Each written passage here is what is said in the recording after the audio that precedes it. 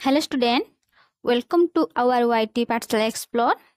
तो पिला माने आमे होची पूर्व क्लास देखिथिले हमरो भूसंबळ भू तो चलो एबे आमे जिबा आ बाकी जहा रहि जाय पाठ गुडी को आमे एबे देखिबा कोन कोन सब अछि। ठीक अछि तो चलो जिबा आमे कोन कोन अछि देखिबा। एसो हम पढि सातले तो आज आमे देखिबा होची भूसंबळर संरक्षण पढिबा भूसंबळर संरक्षण।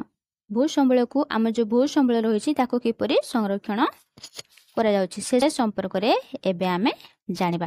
तो चलो पिले कोन देछि ना सभ्यतार विकास सहित भूसंबळर व्यवहार दिनक दिन बढ़िबारे लागिछि कि नाही।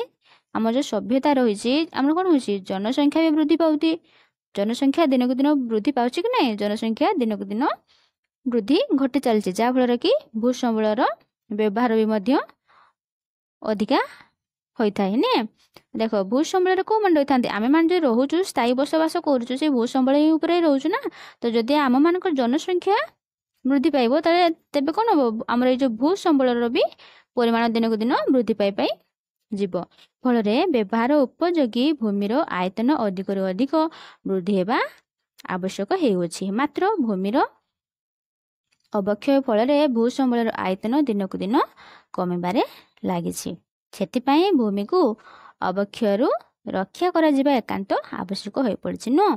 तो सेतिपई हमकु ध्यान देबा पई पड़िबो कि हमकु ए जो हमर होछि भूसंबळ बा भूमि को आमे किपरि ताकु रक्षा करि परिबा जा फल कि कोन हबो हमकु कोनोसी भविष्यत रे असुविधार सम्मुखीन हबा पई न पड़े। सेतिपई आमे या प्रति सचेतन हेबा निहाते जरूरी। भूमि को अवक्षय रक्षा करिया पई निम्नलिखित सतर्कता मूलक पदक्षेप गुड़िक निया जिबा आवश्यक।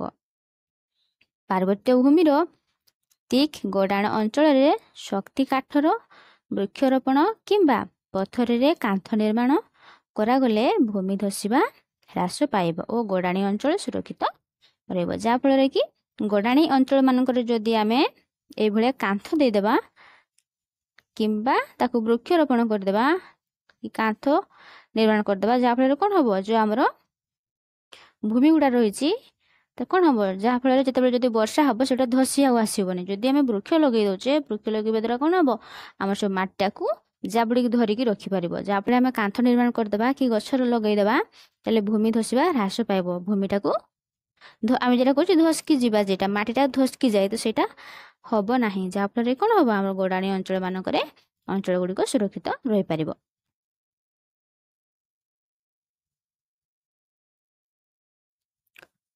पर्वत गडाणी गुड़िक भूस्खलन घटिबार मुख्य हेउछि वृष्टि जल।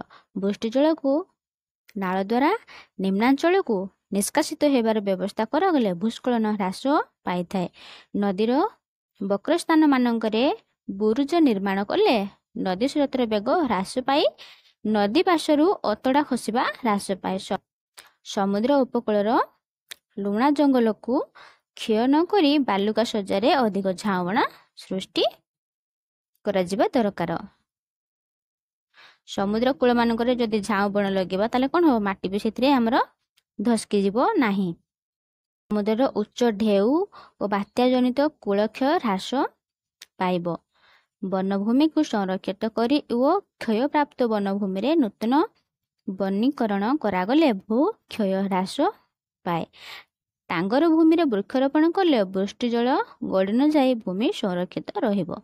चारण भूमि गुड़ी करे पशु चारण को अबाध न करी नियंत्रण कले भू क्षयर मात्रा ह्रास पाई थाए।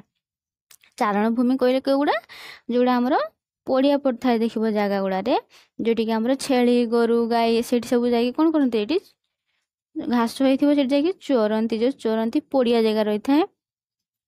तो से जगह मानकरे जदि आमे पशु चारण को अबाध न करी नियंत्रण करबा ताको कोन करबा आकु गुड़ा जो नियंत्रण करि परिबा ताले भू क्षयर मात्रा मध्ये आमे ह्रास करि परिबा कमै परिबा।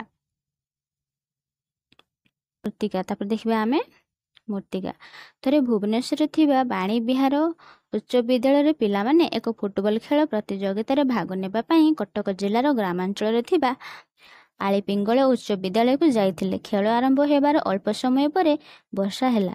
ଖେଳ ପଡ଼ିଆ କାଦୁଅ ହୋଇଗଲା। ସେଥିପାଇଁ ଖେଳ ବନ୍ଦ କରାଯାଇ ପରଦିନକୁ ଘୁଞ୍ଚାଇ ଦିଆଗଲା। ପିଲାମାନଙ୍କର ଗୋଡ଼ ଜୋତାଠାରୁ ଆଣ୍ଠୁ ପର୍ଯ୍ୟନ୍ତ କାଦୁଅ ହୋଇଯିବାରୁ ସେମାନେ ସ୍କୁଲ ହତାର କୂପ ପାଖରେ ଗୋଡ଼ ଦେଇ ପାଦ ଟେକି ଟେକି ଯାଇ ସ୍କୁଲରେ ଏକ ଗୃହରେ ବିଶ୍ରାମ ନେଲେ। ଗୋପାଳ ନାମକ ଜଣେ ପିଲା ଶିକ୍ଷକଙ୍କୁ ପଚାରିଲା, ସାର୍, ଆମ ସ୍କୁଲ ପଡ଼ିଆରେ ଆମେ ତ ବର୍ଷା ହେଉଥିଲା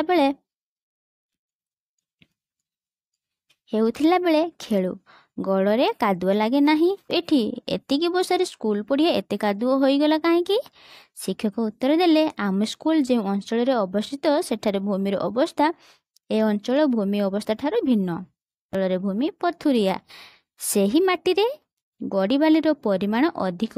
ସେଥିପାଇଁ ବର୍ଷା ହେଲେ ମାଟି କାଦୁଅ ହୁଏ ନାହିଁ। କିନ୍ତୁ ଏଠିକାର ମାଟିରେ ଗଡ଼ିବାଲି ଖୁବ୍ କମ୍, ତେଣୁ ଅଳ୍ପ ବର୍ଷାରେ ମଧ୍ୟ ମାଟି ବହୁତ କାଦୁଅ ହୋଇଯାଏ। ତାପରେ ଦେଖିବା ଆମେ ଚୂର୍ଣ୍ଣି ଭବନ ପ୍ରକ୍ରିୟା। ସ୍ତସ୍ତ ଉନ୍ମୁକ୍ତ ଶିଳା ଉତ୍ତାପର ପର୍ଯ୍ୟାୟକ୍ରମିକ ହ୍ରାସ ବୃଦ୍ଧି, କରକାର ପ୍ରଭାବ, ଉଦ୍ଭିଦ, ପ୍ରାଣୀ ଓ ମନୁଷ୍ୟମାନଙ୍କ ଦ୍ୱାରା ଖଣ୍ଡ ବିଖଣ୍ଡିତ ହୋଇ କ୍ଷୁଦ୍ର କ୍ଷୁଦ୍ର ହୋଇ ଏକ ରେଣୁରେ ପରିଣତ ହେବା ପ୍ରକ୍ରିୟାକୁ ଚୂର୍ଣ୍ଣି ଭବନ ପ୍ରକ୍ରିୟା କୁହାଯାଏ। ମାଟିର ଅନ୍ୟ ନାମ ହେଉଛି ମୃତ୍ତିକା। ଭୂପୃଷ୍ଠର ଭୂମି ଯେଉଁ ସବୁ ପଦାର୍ଥକୁ ନେଇ ଗଠିତ ସେଗୁଡ଼ିକ ମଧ୍ୟରେ ମୃତ୍ତିକା ଅନ୍ୟତମ। ମୃତ୍ତିକା ଶିଳା ବା ପଥରରୁ ସୃଷ୍ଟି ହୋଇଥାଏ। ଶିଳା କ୍ଷୟ ହେଲେ ସୂକ୍ଷ୍ମ ଶିଳାରେଣୁରେ ପରିଣତ ହୁଏ। ସେହି ଶିଳାରେଣୁ ମୃତ୍ତିକା ଗଠନର ମୁଖ୍ୟ ଉପାଦାନ। ବିଭିନ୍ନ ଶିଳାର କ୍ଷୟଜାତ ସୂକ୍ଷ୍ମ ରେଣୁଗୁଡ଼ିକ ଜଳ, ବାୟୁ, କ୍ଷୟଜାତ ଜୈବାଂଶ ଓ ଖଣିଜ ସହିତ ମିଶି ଭୂମିର ଉପରି ଭାଗରେ ଯେଉଁ ପତଳା ଆସ୍ତରଣ ସୃଷ୍ଟି କରେ ତାହାକୁ ଆମେ ମୃତ୍ତିକା କହିଥାଉ। ଭୂମି ସହିତ ସମ୍ପୃକ୍ତ, ତେଣୁ କୌଣସି ଅଞ୍ଚଳର ମୃତ୍ତିକା କି ପ୍ରକାର ହେବ ତାହା ସେ ଅଞ୍ଚଳରେ ଭୂ ରୂପରୁ ହିଁ ସୂଚନା ମିଳିଥାଏ। ମୃତ୍ତିକାରେ ସୂକ୍ଷ୍ମ ଶିଳାରେଣୁ ସହିତ ବିଭିନ୍ନ ଦ୍ରବ୍ୟ ଯଥା ଜଳ, ବାୟୁ, କ୍ଷୟିତ ଜୈବାଂଶ ଆଦି ଅନ୍ୟାନ୍ୟ ଉପାଦାନ ମିଶି ରହିଥିବାରୁ ମୃତ୍ତିକା ଏକ ଜୈବିକ ପଦାର୍ଥ। ମୃତ୍ତିକାରେ ସଠିକ୍ ଅନୁପାତର ଖଣିଜ ଓ ଜୈବାଂଶ ମିଶି ରହିଥିଲେ ମୃତ୍ତିକାକୁ ଉର୍ବର ବୋଲି କୁହାଯାଇଥାଏ।